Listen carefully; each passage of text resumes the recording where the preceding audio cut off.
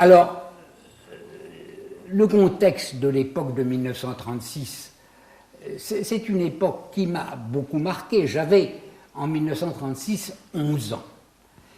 Et à cette époque-là, j'étais un jeune républicain en germe. À ce point que mon grand-père m'avait donné quelques économies que j'avais déposées sur un livret de caisse d'épargne. Et quand le gouvernement Léon Blum est venu au pouvoir lors des élections de mai et juin 1936, j'ai acheté des bons Auriol, des bons du nouveau ministre des Finances de Léon Blum, qui s'appelait, comme vous savez, Vincent Auriol, qui allait devenir président de la République le 16 janvier 1947. Alors, Philippe Serre, bon, c'est le plus connu des députés de la Jeune République, mais il ne faut pas oublier Jean Leroy, qui a été le président de la Jeune République pendant beaucoup d'années, que nous avons tous bien connu. Jean Leroy, qui a été un des cofondateurs de la Jeune République en 1912. Quant à Philippe Serre, il a été élu, je crois, avant le Front populaire. Il a battu de Vadel, sauf erreur, en 1932 dans la circonscription de Briey. Il y avait déjà, à la suite d'élections partielles, un groupe d'environ 5 députés JR à l'Assemblée nationale qui s'appelait, comme vous savez, à l'époque, la Chambre des députés. Et Philippe Serre fut bien ministre du gouvernement Léon Blum, mais il fut ministre du second gouvernement Léon Blum, en 1938, et non pas en 1936. Et il avait été d'abord ministre de Camille Chautemps, puis ministre du second cabinet de Léon Blum en 1938. Et alors, Philippe Serre, c'est évidemment un très grand bonhomme qui avait parfois une certaine hauteur de vue et qui avait conscience de sa très grande valeur. Il a été premier secrétaire de la conférence du stage des avocats au barreau de Paris. C'était un orateur hors ligne. Et il a été l'un des 4 députés qui ont voté contre l'allocation des pleins pouvoirs au maréchal Pétain le 10 juillet 1940 à Vichy. Jean Leroy n'ayant pas pu voter, il était à l'époque 1940 prisonnier de guerre.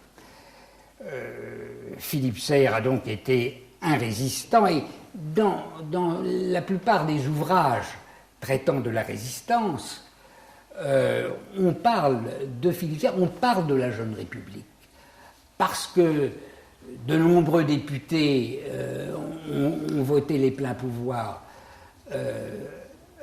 au maréchal Pétain. Or, ce sont précisément ces hommes comme Philippe Serre, comme Paul Boulay, comme Albert Blanchouin, qui se sont opposés par une sorte d'instinct, par une sorte d'intuition à ce qui allait devenir le régime de Vichy. Et je crois que nous devons rendre un hommage particulier à ces hommes qui ont sauvé, avec les autres députés, les 80 députés, l'honneur de la France. D'ailleurs, le général de Gaulle était lui aussi, à travers d'autres influences, inspiré par cet esprit de la Jeune République. Lors d'un congrès de la JR un peu avant la guerre, il avait été invité à prononcer une conférence. Et il avait pu se rendre à cette réunion et il avait envoyé une lettre. Et on connaît les liens que le général de Gaulle a liés avant la guerre avec Philippe Serre et bien entendu pendant et après la guerre avec des hommes comme Maurice Schumann, qui a été un militant de la Jeune République, comme vous savez, avant de devenir le président du mouvement républicain populaire. Alors, bien entendu, cette adhésion au Front populaire, c'était quelque chose, c'était un coup de tonnerre dans le milieu bien pensant, dans le milieu catholique qui entourait Marc Sangnier. Et Marc Sangnier a donné son adhésion au Rassemblement populaire de 1935. Les militants de la Jeune République ont participé à la grande manifestation de la Bastille et à la Nation du 14 juillet 1935, qui a été une réplique à la tentative du coup de force des ligues de droite du 6 février 1934 et qui annonce les élections de mai et de juin 1936.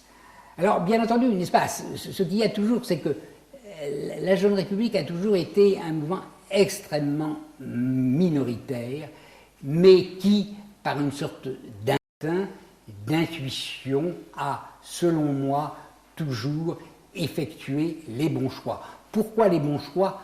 Grâce, me semble-t-il, c'est mon opinion bien sûr, à cet enracinement spirituel que j'essayais de vous définir tout à l'heure.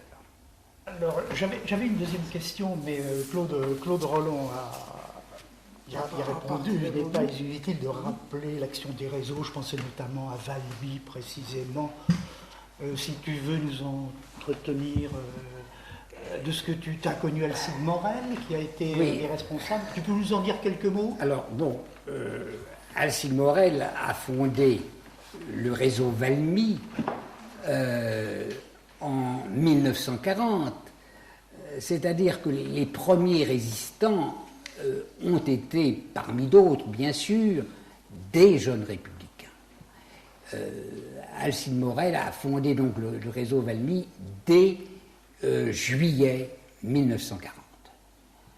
Donc c'est l'origine de la résistance. Bien sûr, ce n'est pas la résistance armée, ce sont les tracts, c'est les journaux clandestins. Et dans ce réseau Valmy, il y avait un professeur du lycée Buffon, Raymond Burgard, qui a été arrêté par la Gestapo et qui a été décapité à la hache à Cologne en 1942.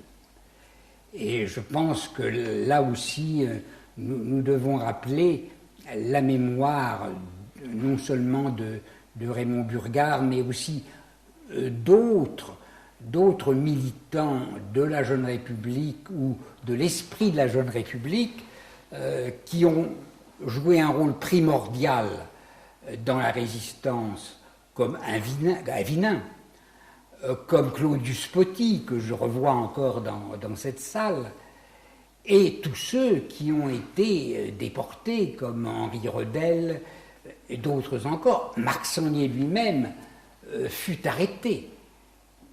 Il a fait un séjour à Fresnes et finalement il a été libéré par les Allemands.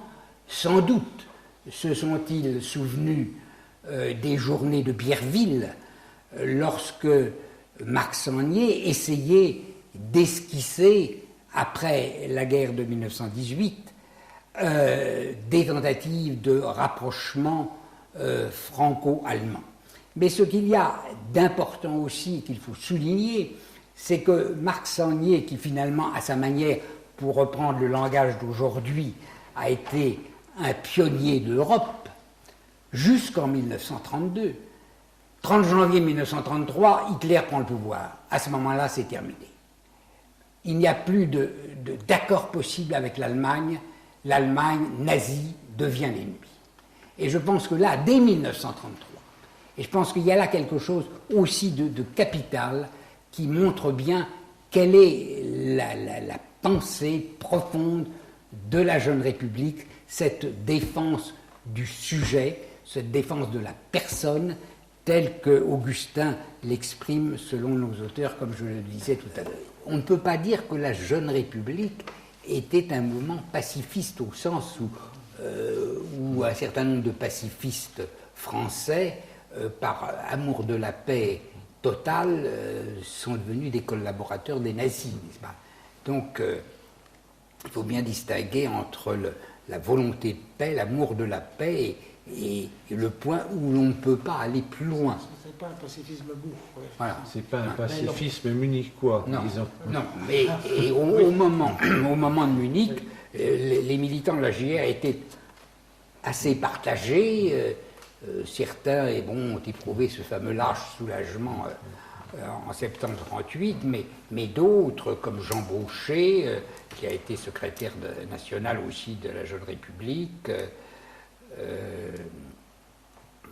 et un certain nombre d'autres militants qui ont été par la suite résistants et même déportés, se sont fermement opposés à la capitulation. Ce qui concerne la paix, le problème c'est comment bâtir la paix, dans le fond. Comment bâtir la paix et comment les pacifistes peuvent être représentés. Moi j'ai soutenu, mais je ne suis pas le seul en relisant les vieux numéros de la JR, et d'autres l'ont fait aussi, au sein d'une organisation des peuples unis. Moi j'avais dit il faudrait en France monter un haut conseil de la paix, enfin je l'avais appelé comme cela, n'est-ce pas, qui serait la section française d'une organisation des peuples unis, qui serait, comment dirais-je, qui aurait des passerelles évidemment très étroites avec l'organisation des Nations Unies, l'organisation des Nations Unies représentant, comme chacun sait, les États, et l'organisation des peuples unis représentant les peuples, c'est-à-dire les pacifistes au sein de chaque peuple. Alors ça a été aussi une des constantes des propositions que l'on a faites dans la Jeune République. Oui, qu'on peut lire encore dans... Ah bah, tout à fait.